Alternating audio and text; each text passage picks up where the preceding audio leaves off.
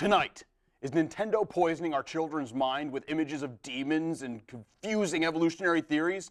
Find out the answer right now. No, they're not.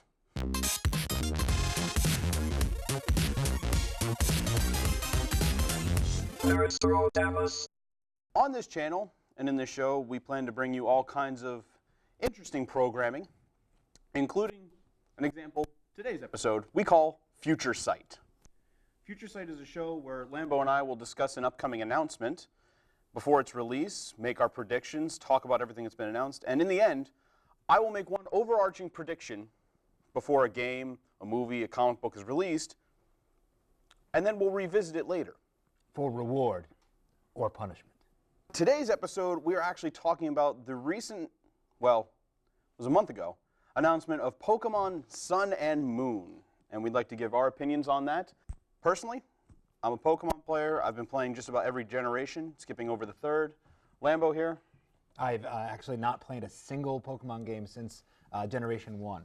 I pride myself, / hate myself, for being the first of all my friends to get the game, and then also to have never played one since.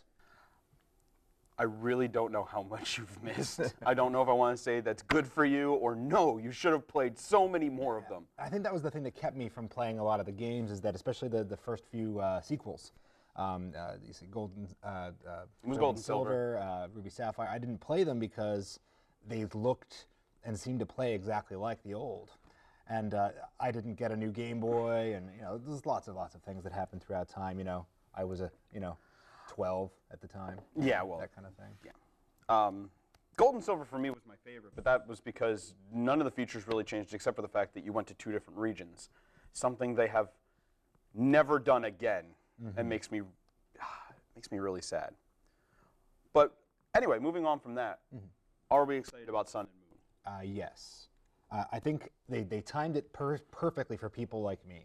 I have that nostalgic thing. I mean, obviously, I've kept in contact with Pokemon, so I know about it. I've played Smash Brothers. I've played the Pokemon card game, so I'm familiar with some of the things that have developed since then. But I just haven't played any of them.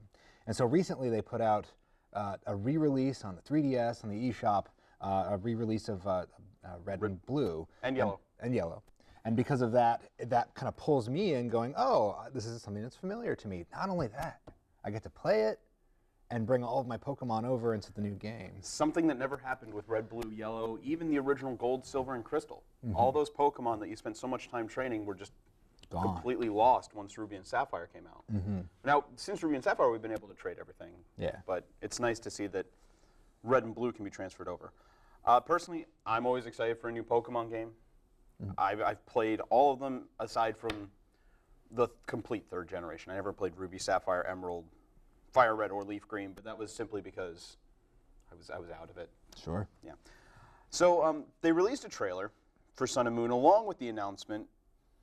Trailer might be putting it loosely because I think in the about 2.5-minute video they released, there's about 5 seconds worth of images that relate to the game. So we're going to go through the images and talk about them, see what possibilities we have going on from there. So the first one is, of course, this image, this wireframe image, 3D image of some kind of possible bird Pokemon. Now, for me, this is kind of exciting only because one of the things I always wanted to see the Pokemon series doing was moving forward. And so when I saw the X and Y announcement years ago, I almost jumped on board. That was almost the game that got me to play again. So I like the idea that they're still moving forward with the 3D, and that's the new paradigm for the series. I also really liked X and Y for that reason, the 3D modeling. But at the same time, it felt like it was such a big leap because it's been so samey since then. But looking back on it, I really did enjoy X and Y, and I love the art style for it. There's another image here of the bird Pokemon. We see a little color there, some white and some red. I have nothing really to say about this Pokemon because it could be anything. Yeah, I mean, I don't read Japanese. I do. There's some English in there. And it says... And cachet, and hair, and particle, and mesh. That tells me nothing. No, I didn't think so. No. But I mean, that could be a starter Pokemon. It could be just that first bird Pokemon you run into, like Pidgey or Hoot Hoot or all those others. Of course, we also got a picture of one of the artists slash creators pointing out different images. There's nothing really to talk about there. I don't know why I have that image. Okay, so this is an interesting image. We have pictures of vehicles, a pickup truck, a fire truck, and what is probably an ambulance. And the pickup truck and the fire truck have Pokemon in them. What does that mean? For me, this is sort of exciting only because, you know, I've heard tangentially from a bunch of other people how Pokemon has changed throughout the years. And I like the idea that training and fighting gym leaders and stuff is still part of the game, but you can go do other things. And so if this opens up the possibility of other quest lines along the way or side quests that like actually maybe have some meat behind them, so maybe almost kind of like in the realm of like a Grand Theft Auto, a GTA, where you can just randomly jump in a taxi and go do taxi missions. Maybe you could randomly jump in a fire truck and use Blastoise to put out fires around the region. You know, the possibility of that sounds pretty cool to me. That is really, it's a great concept and I like it. But it's just a possibility. It is just a possibility. This image harkens back to me, and I've told you about this before, in Ruby and Sapphire in the opening, the main character is moving into their new town, and anybody who's played Pokemon Ruby and Sapphire remember this, and the movers are Machokes. So there's Pokemon doing like daily jobs and not fighting. I don't know if these images really imply that we're going to be able to do other things. I think maybe it's just showing that maybe Pokemon aren't just for battling, and it's trying to open up the world more, and maybe it'll just be stuff we'll see in cities and on the streets or whatnot, or maybe it'll be part of the plot. But if it is part of side mission stuff, that would be great. Because my biggest thing with a Pokemon game is how much extra content is there, aside from going around catching Pokemon, defeating whatever team there is, and becoming the Pokemon League champion. So if they do add some side mission stuff, that'd be great, especially if it's stuff you can keep doing after you beat the game. Yeah. And that is one of the #1 things about, of course, you know, I played the original. So in the original, Pokemon are new. Nobody knows about them. You're one of the pioneers who are going out and finding Pokemon for the very first time and reporting back to the scientists who are studying them. And so, especially in the next image we're going to take a look at, which is probably a gym, probably a water gym. Anybody who's seen the trailer knows this image. It's that image of the big white building with the horsey fountain on front. And looking at this, and I'm sure many people have speculated also, that this is probably a gym, specifically a water-type gym. #1, you've got the horsey fountain spitting water. Also, there's images of a silhouette or picture of a Spheal, a Staryu, and a Chinchou, all water-type Pokemon. So this could be a gym. And if this is what the gyms look like, that's pretty cool. Now, one thing I did like, and you missed out on this, is in the later generations, specifically 5, which was Black, White, Black 2, White 2, and X and Y, is the gyms didn't just stay gyms. They weren't just Pokemon gyms. Like, remember in the original generation, they all just looked like buildings. They had gym written on them? Absolutely, yeah. Yeah, the newer ones, specifically Black and White, one of my favorite gyms was an art museum. You went in, the gym leader was an artist, but the whole gym was set up like an art museum too, and that was really cool. There was also, I think, a history museum. But it's been a while since I played them. But X and Y did something similar where they weren't just these buildings where you kind of had to go through invisible walls or pick through trash to find switches. Lieutenant Surge. With the release of, oh man, I don't know how long ago it was, the Pokemon Bank. In the original game, you stored your Pokemon in PC boxes, and you had, you know, 20. You could store, I think it was like 20 Pokemon in them. I don't know, maybe Something it was 30. like that. But now with the advent of this Pokemon Bank, we have cloud storage for Pokemon. We're literally storing Pokemon in PC boxes. Yeah, and that may have been the intent all along, is to make this meta version of our world. Right. You know. And you might look at it and say, oh, the Pokemon Bank hasn't really changed much, but it has, because it's made transferring Pokemon so much easier. Being a person who's played, I played Red, I played Blue, I played Gold and Silver, and then I skipped a generation. Going then to Diamond and Pearl, I played every game up through there. And one of the things I hated most was transferring Pokemon. And this Pokemon Bank opened up like everything with that. Because transferring from Diamond and Pearl to Black and White and all that, it's a terrible, terrible endeavor. Yeah. And one last thing to kind of like piggyback off the last of that conversation is, we don't know much about it, but Pokemon Go. And I know that's not the center of the conversation today, but Pokemon Go, a mobile game that you actually go out into the real world, find Pokemon, and it seems to be the plexus of all of this. They did just release some new information on that. Yeah. I don't know if you read it or not. Oh, absolutely. And stuff like that there are unique Pokemon all over the world. So, big landmarks like the pyramids and the Eiffel Tower and museums are going to have unique Pokemon that you can only get there, or unless you trade them with somebody who's been there. There goes my bank account. Yeah. I need to buy plane tickets everywhere. Everywhere. So just the concept of that is especially cool, and An especially meta as well. An ongoing joke yesterday with our producer and I was that we're going to have to go to the Vatican to find Arceus, the god Pokemon, and fight the Pope for him. That probably won't happen. No. But it would be epic. Yeah. Way more epic if it stole his hat first. You had to steal the hat back. Indeed. Well, one thing to go with Pokemon Go is it is being released alongside Sun and Moon, so maybe there will be some integration there. And especially because Nintendo's the NX might be coming around this time. That's a whole nother episode. I know it's not a whole other episode, but their whole kind of lean towards connectivity with the Miitomo app and everything like that. Right, yeah. We don't know how this is all going to work, so this is what makes this episode especially interesting and high stakes for later. It does, especially with the fact that with the NX being released, one quick thing we will say is the NX is supposed to be also a portable device. Yes. And I mean, there's all this talk about being announced at E3 and releasing this year. Sun and Moon are still being released on the 3DS. Mm-hmm. Well, they did this in the last generation too, with Black and White. They did because Black and White came out right when it was after the 3DS had come out. Was it right after? Yeah, it was right out. It was the same summer, I think, right afterwards. It came out in the spring. Yeah, I know that. But I remember there was a little bit of controversy at the time that it was like, why isn't this releasing on 3DS? Well, why isn't it a 3DS game? Let's put it that way. But no, obviously the install base for DS was bigger. And the install base for the 3DS or the DS was bigger. The 3DS suffered for a while, but so it was probably a smart move on their part. Absolutely. So anyway, that's a trailer analysis. We wanted to talk about what other sources are saying, and I went looking for a bunch of other news sites, video game sites, and whatnot. And I'll be honest, not a whole lot of people are talking about the trailer, about picking it apart much. They're all just kind of saying this is announced. There's not much to say. One thing I do want to mention, though, is we're going to make predictions, and people are probably watching the show saying, well, the games aren't coming out to holiday 2016.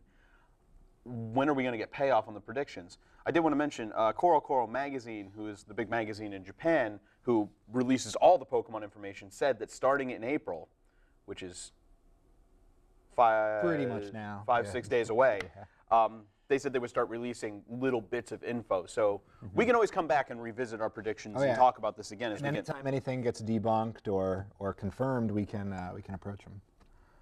Yep. Punishment or reward. Or reward. Or reward. But I did want to mention a couple of things I did find. A website called The Bitbag, which I had never heard of. So we don't know how it works. Until last night. Yeah, so I don't know how... frequent it that often. Yeah, I don't know how legitimate it is. Yeah. They go on to talk about, Pokemon X and Y, what that did, blah, blah, blah, blah, blah. They mentioned, though... I'm trying to find the exact wording. I should have highlighted it or something. But they start talking about the vehicles and everything. And... here we go. Blah, blah, blah. Likewise, there will be usable vehicles such as an ambulance, a fire engine, and a pickup truck. They say usable, but nothing's been said that it's usable yet. Yeah. Or usable for what? Are they just on specific missions, just specific sections of the game? Right. Is it there's like a safari zone type area where you maybe where you're going and putting out fires or saving people from this and that. Right. Now maybe they're just speculating like we are. Yeah. Because we also said the same thing. Absolutely. They make the comment though, this will greatly speed up travel as Pokemons go beyond their skates, bicycles, or shoes. Pokemons? Pokemons. They said Pokemons? It's right there. They said Pokemons. Right there. Okay. So just making sure. But anyway, so that's really the only source saying anything other than, Sun and Moon are coming out, holiday 2016. Yeah. We don't know anything. And the hype train has started. That's essentially the deal at this point. And they're doing a great job because the announcement was a month ago, and in a couple of days we'll probably start hearing some news, and they'll trickle information through. Yeah. And like I said, for someone like me who hasn't played the game since 1998 or 9, this is huge. They've officially got me kind of roped back in. I will probably be a first-day buyer, and especially, I mean, the sun, moon, kind of like red, blue kind of imagery as well. Oh, I wonder if that's why they did that. Yeah, I don't. It may possibly be. I didn't even think of that. Yeah. The sun, like, Yeah, I mean, that they're probably making that reference back to it, and the fact that they re-released the games this past year has to have something to do with it. It is the 20-year anniversary of Pokemon as well. It is a 20-year anniversrsary. If you're gonna go big, yeah, this is the year to go big. There was a lot of talk about, and you can bring up the Pokemon Rainbow situation. Oh, that's actually what I was going to do next. Yeah. So one thing that popped up around the time of the Pokemon Direct and the announcement of Sun and Moon was a day or two before, a lot of websites, a lot of news sites were talking about Pokemon Rainbow because that was the trademark / patent that Nintendo released right before the announcement. And everyone was like, oh, that's what the new game's going to be. It's going to be Pokemon Rainbow. And then we got Sun and Moon. So why is this important? Well, we've discussed patents and trademarks a lot lately, mostly because of the whole NX controller. Again, whole nother episode. With Pokemon Rainbow, the trademark / patent for this is actually news that's being repeated because back in 2013 is the first time Pokemon Rainbow surfaced. And back in 2013, I have a website that actually talked about it. And again, it's the Bitbag. So I don't know how... I don't know. I don't know. I've never heard of them. But this is information I had heard on a bunch of websites, so I'm not faulting them for this. But Pokemon Rainbow has been rumored years before. The current report back in January 2013. I'm quoting the Bitbag here. They go on to mention that the 2013 rumors pointed out that Pokemon Rainbow was supposed to include settings and features from Pokemon Red and Blue, the Gen 1, up through Gen 4, which was Diamond and Pearl. And a lot of speculation came about that, oh, we're going to travel to different regions, we're going to get all these Pokemon. It was going to be like the greatest hits of Pokemon. And that year, 2013, is when X and Y came out instead. Mm-hmm. Now, this year, Rainbow has been brought back to the forefront with Sun and Moon. It is the 20th anniversary. We've got the re-releases of Red, Blue, Yellow. Mm-hmm. Is there a chance we might get multiple regions here? It's very, I mean, I absolutely think so. There's also a chance, you know, just considering the nomenclature, the naming of the games, that they haven't done it in a while, I guess, where, you know, they would have the original 2 games put out and then a third game that sort of augment the other 2 with, you know, little bits of both. That Rainbow could be the third game to come out a year later as well. It could be. It could be. Yeah, they haven't done that since Diamond and Pearl, and then we got Platinum. Yeah. Because Black and White just had their direct sequels, Black 2, White 2, which were actually more story. Yeah. And X and Y, there was a rumor that Z was going to come out, and Z never did. Yeah. We never saw materialized. Yeah. But I would personally love to see us go to different regions. My favorite games will always be Gold, Silver / Heart Gold and Soul Silver, because you got to go to other regions. We did that in Gen 2. We're on Gen 7? 6, 7. Hold on. Red, Blue, Gold, Silver. 7. 7. We're on 7. Oh, on 7. Okay. 7. There have been 5 generations between. We have never gotten the chance to travel to another region. A lot of games have talked about other regions, though. Playing X and Y, Black and White, Diamond, Pearl. They mention the other regions. They mention Kanto and Hoenn and Sinnoh. Like, each of these games mentions other places, which is awesome, but we never get to go. And I don't know if it's because they're so far apart. I mean, X and Y were set in an almost Paris-like area, which was like France, whereas Kanto and Hoenn, we know they're connected because of Gold and Silver. That's got to be more a Japanese area, mostly because there is an area in Japan called the Kanto region area. I don't know. What can we actually expect from these games? What are we just expecting? I think at this point, you've pointed out in the past that every generation kind of skips this pattern of a generation basically having like a reboot, a restart, where you have nothing but brand new Pokemon. You know, kind of like the first, and then you know, I remember it's always the odd number ones. Yeah, Black and White did it. Yeah, Black and White did it, which is where they started you off in a new region with new Pokemon. You don't have any access. Afterwards, there's a little bit of some of the old Pokemon start showing up. You can start transferring them. Yeah. But yeah, because Gen 1, of course, all new stuff because it was the first one. Gen 2, kind of mixed bag. It was about 100 new Pokemon. Gen 3 was all new Pokemon. They had about 150. Gen 4, mixed bag, about 100 new Pokemon. Gen 5, 150 new Pokemon, all new. Gen 6, X and Y, about 100 new Pokemon, mixed bag. We're on Gen 7. If they follow this pattern, we should have a game that is nothing but new Pokemon, which has me really excited because I don't want to fall back on my normal Pokemon team that I always fall back on. But for me also, this is kind of fun for me that for the first time ever, I will be able to bring the Pokemon that I played with when I was 12. You know, I mean, obviously I'm playing the game again so I can get my team back. But very interesting, there is a community on Reddit who are working diligently and maybe have had some success. They're actually transferring the data from their old cartridges, you know, via somewhat probably nasty means, to get them onto their 3DS so they can actually transfer their old teams from back in the day, from when they were 12 and 13. So that they can actually play. I know, right? Because they just want to have their old team to be playable. Wow. Yeah. I've been reading all the homebrew stuff about what they're doing. It's very interesting. I don't know if I want to go to that level. No. I mean, but it's interesting. The only reason I would want to transfer my save file over is because, you know, on Blue I caught all 151. I've never done it since. But that was an accomplishment for me when I was 12, 13 years old. So I would like to do that again. So.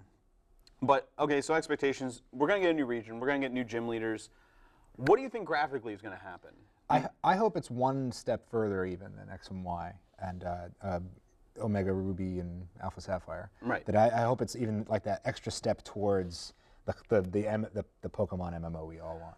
As far as graphically, I mean, if you go back and you look at the previous generation of games, I'm sorry, previous generation of hardware, the DS, Gen 4, which started Pokemon on the DS, looked very, very similar to the Gen 3, just a little bit of an upgrade. But I think Gen 5 really stepped it up because then in the battles, Pokemon moved and everything. There was a little bit more fluidity to it. It looked really cool. And then you've got X and Y starting on the 3DS.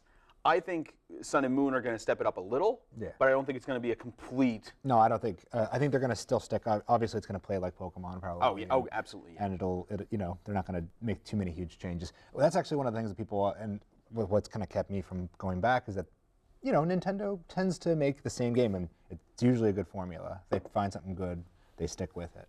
But Nintendo tends to just love their franchises and not change them too much, but then tweak things just so much that it feels new and fresh. That's something we should talk about on a later episode, too. Indeed. Because then we can bring up Paper Mario and... Oh, all that stuff. Oh, that's a whole other bag.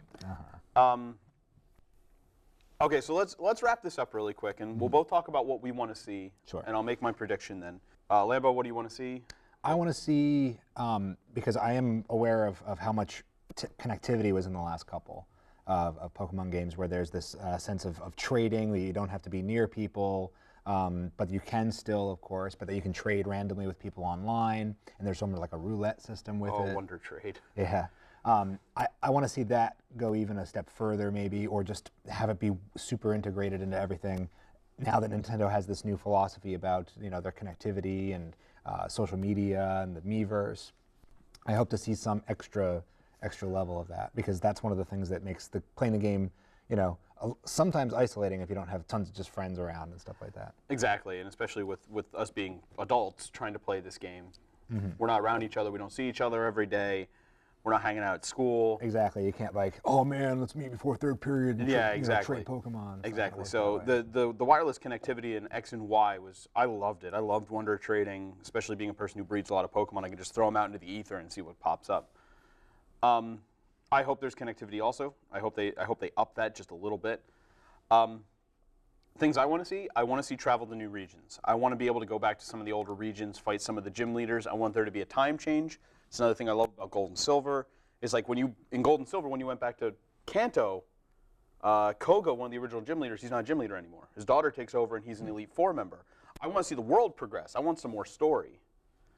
So I want to see that. I want to see also something I loved about the more recent games, Black, White, X, Y, is with the introduction of Team Plasma in Black and White and Team Flare in X and Y, the stakes were a lot higher than the original games. I mean, the original games, Team Rocket just... Yeah, they were a bunch of just crooks. Yeah, they just stole stuff. But like, there's world-ending stuff going on in these games, and I'd like to see more of that. And the Final Fantasy fan in me wants that kind of thing. Oh yeah. I want that big epic where Pokemon are a part of the story, and you still fight gym leaders, but then there's this larger problem going on. The final boss shows up, has a Pokemon, you almost kill it, and he's like, "That's not even my final form," and he mega evolves it. Yes. Yeah, that kind of thing. Yeah, that would actually be great. Yeah. So I guess it's time for me to make my prediction after we've talked about all this. Indeed. So hold on one second. I gotta prepare. Hat, right? And that's a wiffle ball. We blew all our budget on the intro and the hat. Fair enough. Okay, so Nerdstrodamus, making my prediction here. We're gonna get new Pokemon games holiday 2016. Hold on, this is tough. I predict there will be 150 at least new Pokemon, and they will be new. We'll start out in a whole new area, just the new Pokemon. We won't get any of the old ones. The stakes will be raised plot-wise, and I'm going to predict that we will get vehicular travel. We will get our little side missions and stuff. And I'm gonna make this prediction, and this is dangerous. We're not gonna be able to travel between just 2 regions, but we're gonna be able to travel between at least 3. 3 whole regions. I'm making a big gamble on my first prediction because I don't know what the punishment's gonna be if I'm wrong. The wheel of punishments will tell you. We have a wheel? Not yet. Is that in the budget? I mean, I got a wiffle ball. We can. We'll come up with a wheel. We'll talk about that. There's enough for that. So those are my predictions for Pokemon Sun and Moon. Thank you for joining us on this episode of Nerdstrodamus Future Sight. Tune in again when we make our, comments on the reveals and whatnot in an episode that we will call 3 Turns Later. Recent Pokemon fans will get that. But closing out for this episode, I'm Dr. Pants. I'm Lambo. Thank you for joining us.